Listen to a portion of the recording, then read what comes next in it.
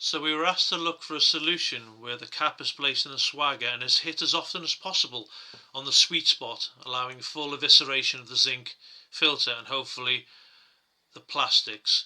Through lots and lots of testing and lots of previous knowledge, we identified the sweet spot as being 16mm in front of the top jaw. Now you can see on a couple of videos here, 16mm hits there, very nice evisceration. Exactly the same in the second, the evisceration is very good, and there's no change in the third video. The first solution we put together was a simple cradle. The cradle is a basic block which attaches to the left hand side of the swagger jaws. As you can see from a couple of these pictures here, especially the one in the bottom right, the cap simply abuts into the profile and hits a backstop. As you can see in this video, the operative would load from the front, push up to the backstop and present the top jaw. Slightly different angle here.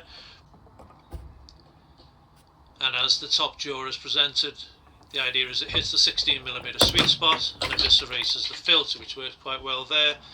And again, a full example here where it's loaded, presented and eviscerated. Following the cradle, we started to work on a more elegant solution, which is the Fletcher stopper.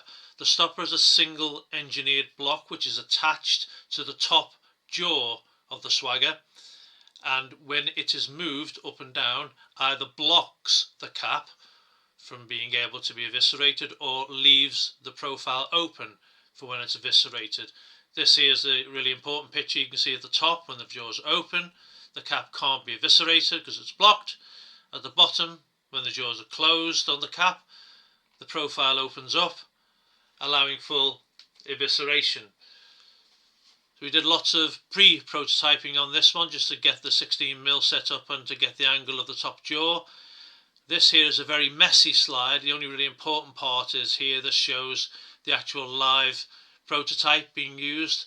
One in the top left, it shows where the stopper is blocking the cap, and in the bottom right it shows where it is free. Best thing to do is have a look at these videos.